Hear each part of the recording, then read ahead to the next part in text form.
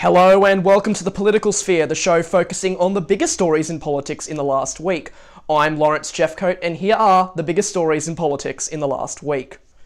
And firstly, in US political news, this week we saw US President Donald Trump face allegations of Russian affiliation. The president held a press conference on White House grounds where he addressed the claims directly and said in response to a journalist's question, "I never worked for Russia. Not only did I never work for Russia, I think it's a disgrace that you even asked that question." This was in response to a Washington Post article which had alleged that the president had concealed conversations between him and Russian President Vladimir Putin. This included even apparently taking the notes of his interpreter. As always, the links of these original articles and videos can be seen in the description down below. And continuing with US political news now, where this week we saw more candidates enter the 2020 field for the Democrats. These people include Julian Castro, former HUD secretary under President Barack Obama, and former mayor of San Antonio. Tulsi Gabbard, who is a Hawaiian congresswoman, Iraq veteran, and the first Hindu woman elected to Congress, and Kirsten Gillibrand, the Democratic senator from New York. And lastly, in US political news, we saw this week that President Trump's Attorney General pick, William Barr, is likely to be confirmed after he promised the Senate Judiciary Committee that he would let Robert Mueller finish his investigation into Russian interference in the 2016 election.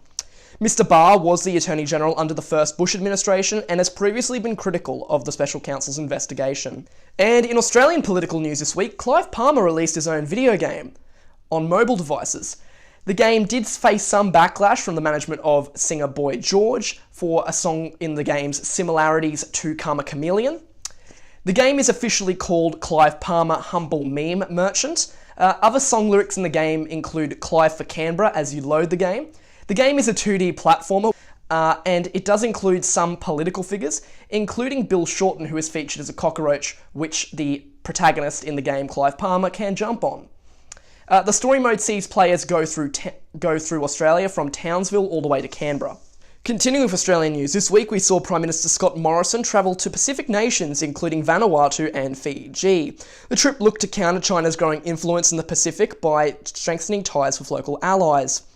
This week we also thought that we would see, in Fiji at least, a discussion with the Prime Minister and the Fijian government about Neil Prakash's citizenship after a public debate had occurred between the two nations, although the matter was not discussed. To see more on the Prakash story, you can check out episode 5 of this series. Also, we saw Australia make some concessions in the form of easing the restrictions of kava, a culturally important drink which has similar effects to that of sedatives. The PM has said that the program will ensure that there will be no problems caused for local communities after importation restrictions are eased for kava. You can also see other links in the description which will include other deals that were made between Australia and the Pacific nations. And lastly, in international news, an update to Brexit news in the UK, where UK Prime Minister Theresa May's plan to leave the EU was struck down in the House of Commons in a vote of 432 to 202.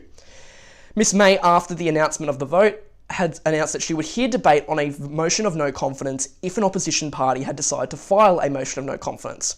Shortly after, opposition leader Jeremy Corbyn replied in the House of Commons and stated that he would file a motion of no confidence, a vote which would be unsuccessful and ensure the survival of the May government.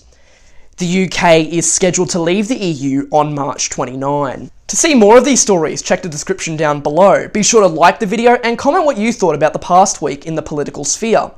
Also, check the description below to see any stories which may gauge your interest, including the continuation of a war of words with the US government shutdown and Bill Shorten touring Queensland.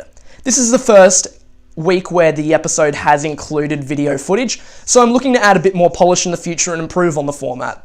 Tune in next week.